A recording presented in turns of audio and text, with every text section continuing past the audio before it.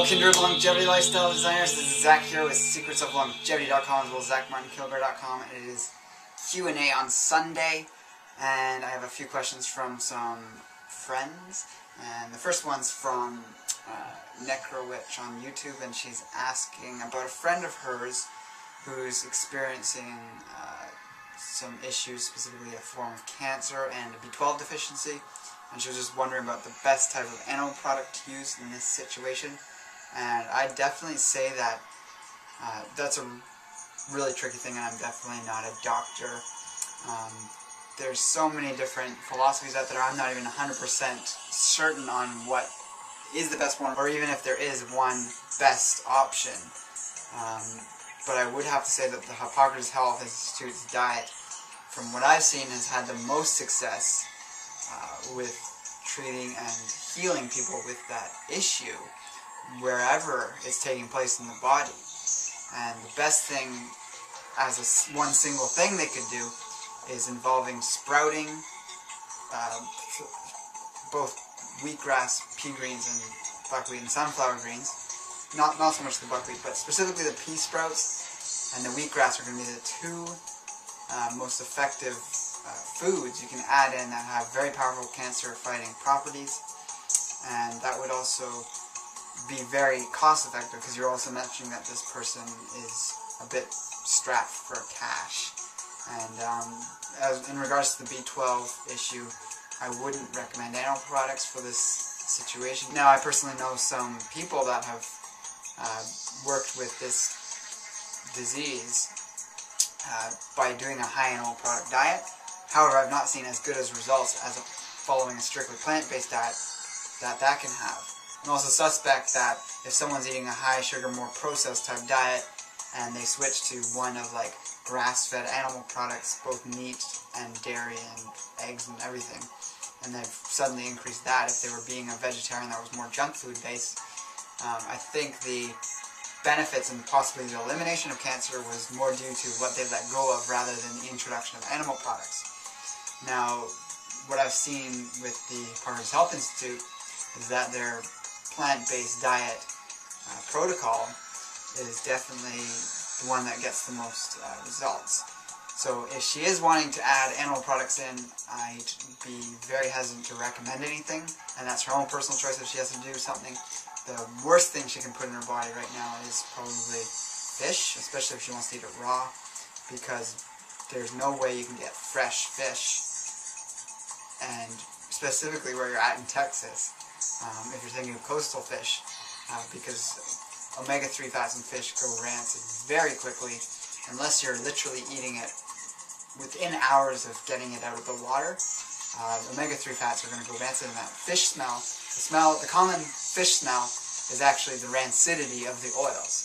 So any oil that has that pungent smell is going to be rancid and a carcinogen. Now, a source of B12, the best option is going to be B12 Fort, that's F-O-R-T-E, and that's a B12 supplement from LifeGive, which is the supplement line, whole food supplement line from the Hippocrates Health Institute, and you can find that on their site at hippocratesinst.com, so Hippocrates, INST.com, or the Hippocrates Institute also goes to the same link. And they also have another B12 supplement, which is called Ocean Energy, and it's actually got extracts of seaweed, so it's very iodine rich and has other factors in it that are great for the health. And they are also cofactors to the B12, and it doesn't have the B12 analogs in it, like seaweed generally does. It's an extract, and they've specifically somehow taken that out. It's a very absorbable form of B12. That's actually from plant and bacterial sources.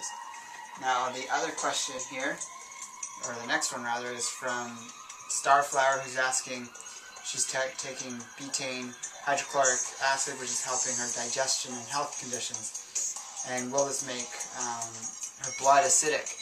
And it won't at all, because when you're taking something like hydrochloric acid, it's going to the stomach, it's being used for digestion, and then either being reabsorbed by the stomach if there's excess, or just being used up in terms of breaking down food, or being neutralized by alkalinity in the foods.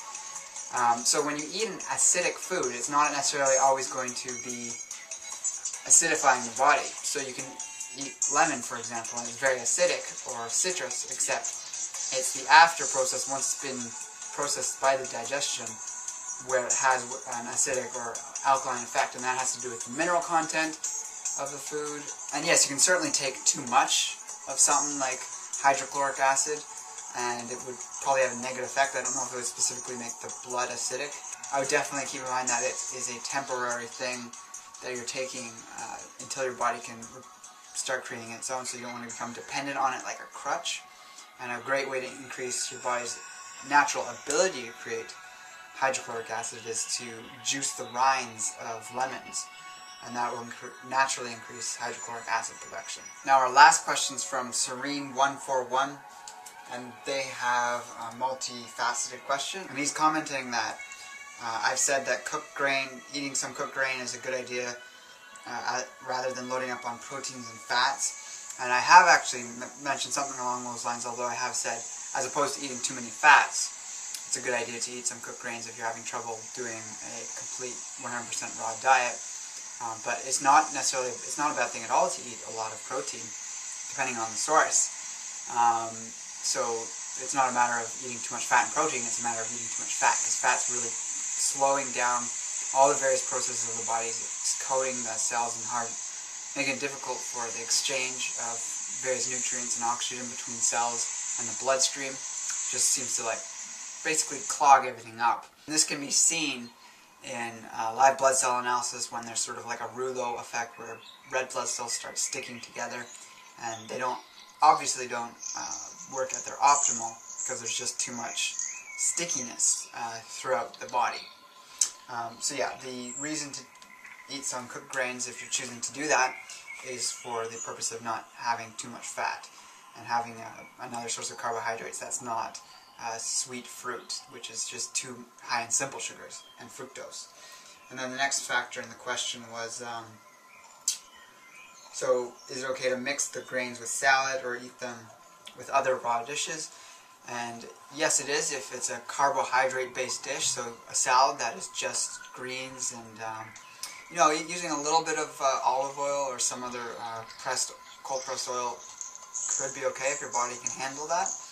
Technically it would be a bad food combination, but what I used to do when I was eating some cooked grains a few years ago is I'd mix either like a tablespoon of coconut oil or put olive oil in with quinoa and mix in seaweed and perhaps some like Indian spices, mix it all up into something like that. I would definitely not mix it with a lot of nuts and seeds or anything really heavy in the fat, because then you are getting digestive distress in terms of bad food combining. And there's no cancelling out of eating cooked foods with raw foods. In fact, eating some raw things with it would be beneficial, because you're getting some extra enzymes with that to help break down the aspects of the food that has lost enzymes from having been cooked. And your other comment in that part of the question was in regards to, does the acidity of the cooked food cancel out the alkalinity of the raw food? And raw food can be acidic or alkaline, and cooked food can be acidic or alkaline. Cooking doesn't cause the pH of a food to change in any way. The pH is determined, which is, by the way, stands for potential hydrogen. It doesn't change the mineral content of food. There is some thoughts around the aroma that comes off of food when you cook it is the essential oils, and there's minerals in the essential oils, and the wonderful smells you smell in cooking. To a certain extent you're losing minerals, but you're not changing the levels of acidic minerals to alkaline minerals in food, so you're not changing the pH of the food, and it's not going to change the effect it has in terms of the pH on your body.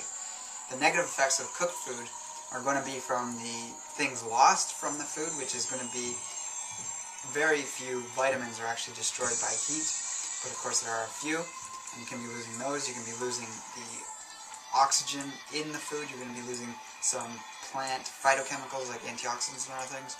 You're going to be losing the enzyme factor in the raw food when you cook it. You're also creating a whole host of different toxic and even carcinogenic chemicals depending on your method of cooking, depending on the type of food. Specifically with carbohydrates, you're often creating acrylamides, which is formed in carbohydrates when they're heated. That's all carbohydrates, so bread, pasta, to a certain extent, lightly cooked grains are going to get a small amount of that, but nowhere near as much as a baked or toasted grain. So baked and toasted is obviously way worse than a lightly cooked grain that's been boiled in water like quinoa or millet. These are far less abundant in acrylamides as the other options. So yeah, you don't need to be worried about combining cooked and raw foods together. In fact, that's probably optimal if you are consuming a small amount of cooked food, just because in terms of helping digestion, as long as you follow good food combining, you don't want to overload cooked carbohydrates with raw fats or even cooked fats. And I hope that helps you out, and throughout the week ask more questions. I'll get to them next week for next week's Q&A, and I'll see you later.